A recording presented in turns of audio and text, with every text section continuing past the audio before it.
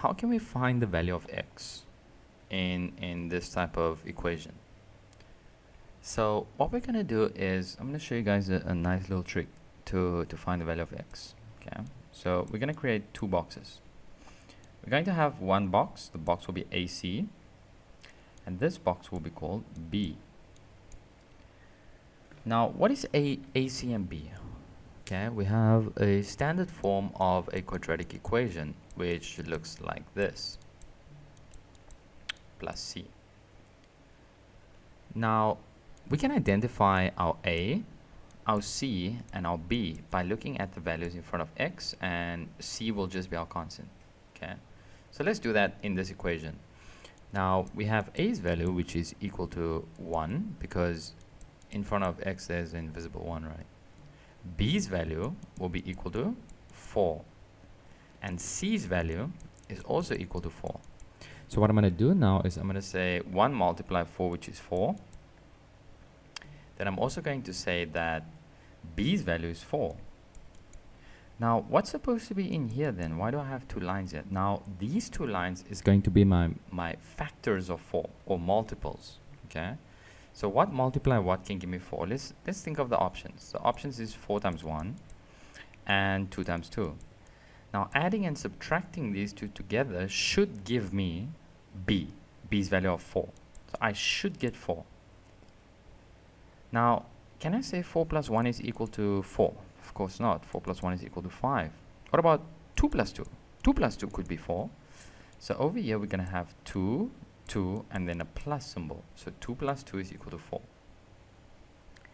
Now, how do I write this? I can write this as, since x is going to be positive 2, or in this situation we're going to have positive 2, I can just say x plus 2, x plus 2. And I can rewrite this as x plus 2 squared. But that doesn't teach us how to find the value of x. So how do we do that? Okay, we're going to set this equal to 0. Like this equation over here, we're going to put this equal, we're going to set it to equal to 0. So I'm going to say x plus 2 is equal to 0. How do I get rid of a square? I'm going to square root both values. Now, the square root of 0 is 0. So now I'm left with x plus 2 is equal to 0. Okay. Now, I'm going to subtract 2 on both sides. Okay, because I want this value to be equal to 0. I want x to be alone. Okay, I want it to be alone. So x will then be equal to negative 2. This is how we solve it for the first one. Let's do one more. Let's say x squared minus 2x plus 8. Is that even possible? Yes, it is. It is. Now, again, let's identify our a, b, and c, just to make it easier for ourselves. Okay, this is basic factorization. So my a is 1, my b is negative 2, and my c is 8. So how does my box look? My box look AC, and then I have a B box over here. B has to be negative 2. 1 multiply 8 is 8, so I'm going to put in here. I'll just put that over there to make it easier. And multiplication. Now, what multiply what can give me 8? Okay, let's think about it. Let's think 8 multiply 1, and we can have 4 multiply 2. Now, I need to find negative 2. So how can I do that? Well, I can say negative 2 or negative 4 multiply positive 2 gives me negative 2. So in this situation, I can say that 2 minus 4 will then give me the negative 2. Now that we have our two values, we can place that into our equation or into our factors. We can say that x minus 4 and x plus 2. Now x will have two possible values. So what do I do now to find x? Well, what we do is we just set both of these ones equal to 0. So I'm going to say x minus 4 is equal to 0. Add 4 on both sides.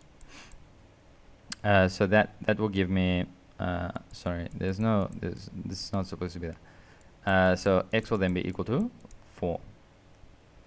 Now, if we do this with the second one, we can have an and symbol, and then x plus 2 is equal to 0. Subtract 2 on both sides. Remember, I want this side to be 0. Okay, I want my x to be alone. I don't want the x to be with anybody else but alone. So I'm going to subtract 2 on both sides. 0 minus 2 is negative 2. Okay. Now, let me show you guys something. If I say x minus 4, x plus 2, let's try and get a deeper understanding of why I can set this equal to 0. Why can I actually do that? Well, I can do that because remember that if let's think about this as AB. Okay, let's think about it as AB and not two parentheses. So if I think about AB, I can now say that A is a coefficient of B, right? So if I'm going to divide both sides with x minus 4, I can cancel, and then anything divided by 0 is 0. So if I divide this side as well by x minus 4, I'm then still left with x plus 2 is equal to 0. And this takes me back to what I did over here. So now we understand why we can set things equal to 0, and now we know how to factor quadratic equations.